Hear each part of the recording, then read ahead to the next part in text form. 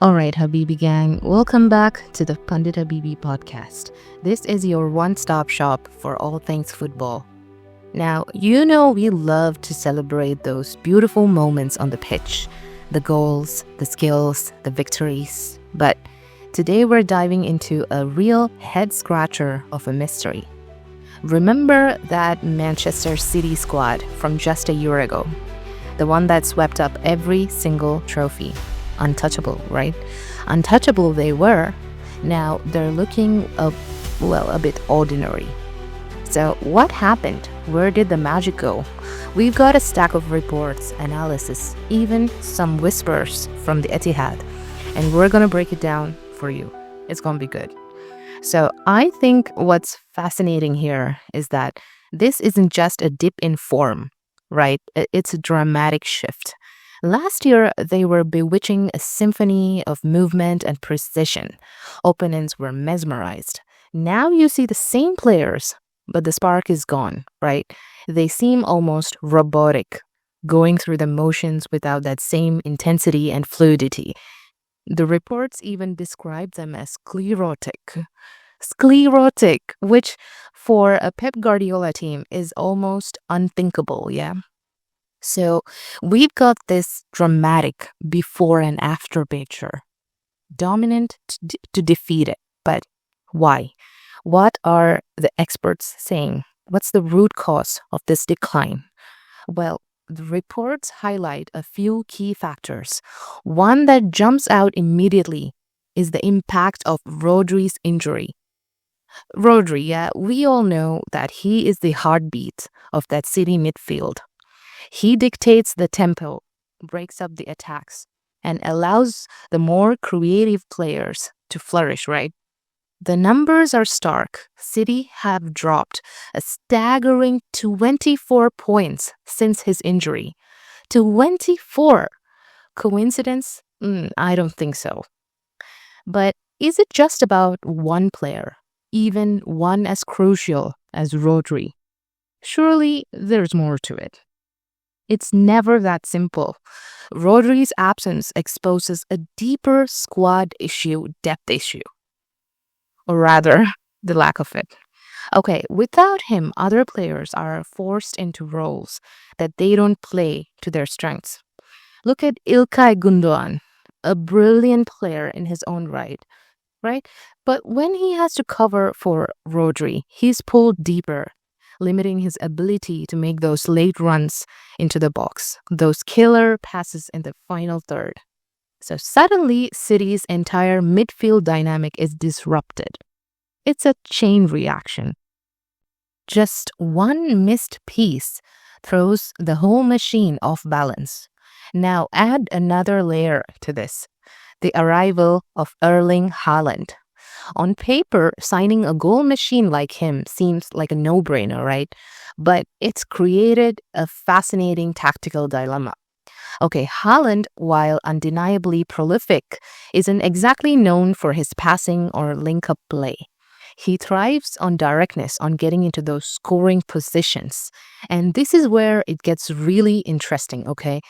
Guardiola, the architect of tiki-taka, the master of intricate passing sequences, now has to adapt his system to accommodate a player who doesn't really fit that hold. It's like bringing a bulldozer into an origami competition. It really is. I mean, on paper, Haaland's goal should make City even more lethal. Yeah, one would think so, but it's like saying that it might actually be weakening their overall play. And that's the paradox. The numbers tell a story. Before Haaland, City averaged 2.6 goals per game and conceded just 0.8. Now with Haaland, they're scoring slightly fewer, 2.3 per game, and conceding more, 1.1 per game. So this is interesting, right? That this might seem like a small difference, but at this level, those margins are huge, right? And it's not just about goals. Haaland's presence changes the way City attack. Before, their strength was their fluidity, their ability to create chances from multiple angles with players constantly interchanging positions. Now, with Haaland as the focal point, the play becomes more predictable. Opponents can sit deeper, crowd the box, and focus on cutting off the supply to him. So it's almost like Haaland's strength, his goal scoring prowess, is also becoming a tactical weakness, right? And this has a ripple effect on the rest of the team, okay? Without the same level of intricate passing and movement, opponents find it easier to press City higher up the pitch, disrupting their build up play.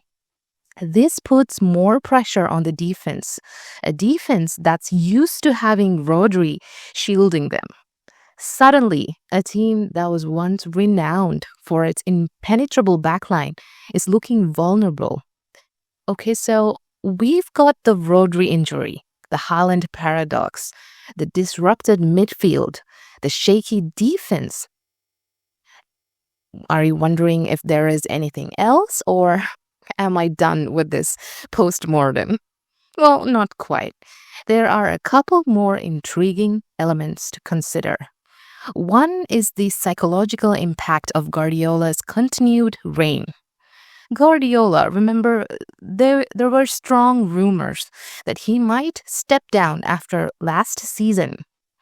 Some even suggested that certain senior players were anticipating a change in leadership, a fresh approach. So when Guardiola decided to stay, it might have inadvertently created a sense of stagnation, a feeling that things had run their course. So this is me saying that Guardiola staying on, despite his incredible success, might have actually backfired. It's a possibility, right? Long-term managerial stints can be challenging. Even the most successful teams need a shake-up from time to time, a new voice, fresh ideas. And let's not forget the elephant in the room, the financial fair play charges hanging over City, right? That can't be helping matters, can it? Absolutely not. The constant scrutiny, the threat of sanctions, yeah, it creates a cloud of uncertainty that must be weighing on the players and the staff. It's hard to perform at your best when you don't know what the future holds for the club. It's like trying to focus on a chess game while someone's holding a sword over your head, right? And this brings us to the final piece of the puzzle. City's transfer activity, or rather the lack of it. Aside from Haaland, they haven't made any major signings in the recent windows. That's a stark contrast to the City of a few years ago, where they were constantly bringing in fresh talent, keeping the squad competitive and hungry. And this lack of investment might be contributing to that sense of stagnation I mentioned earlier.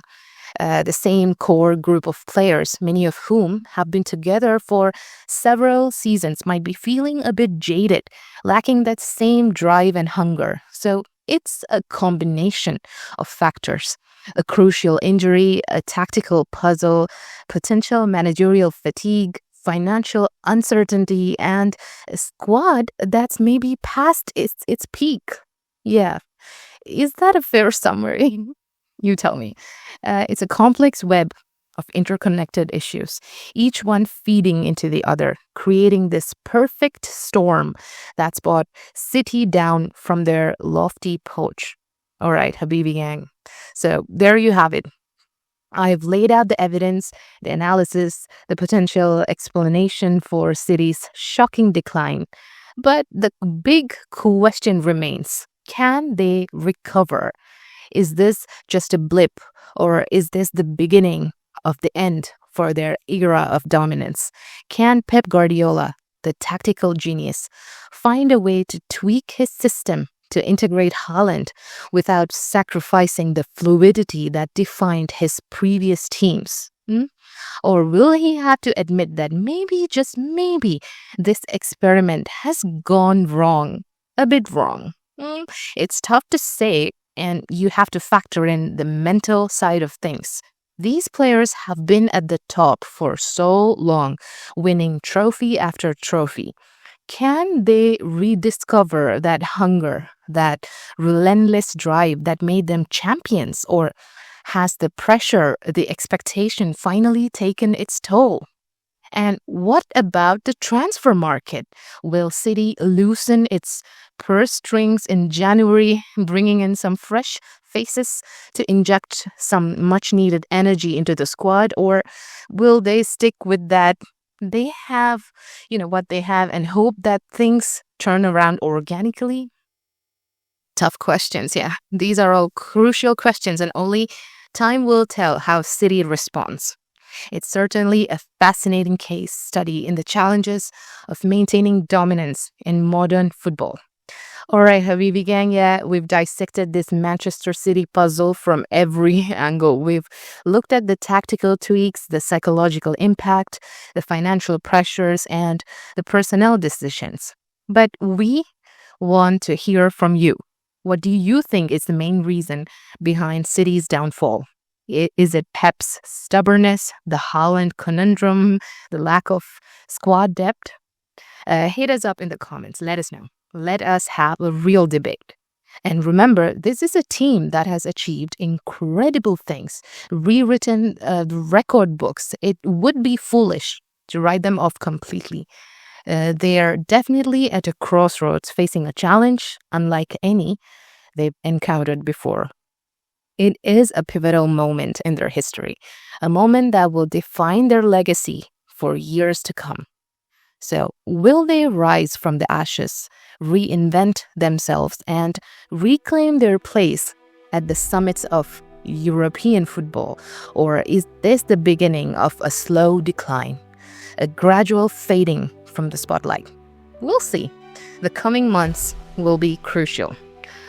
We'll be watching closely, analyzing every move, every result, every tactical tweak.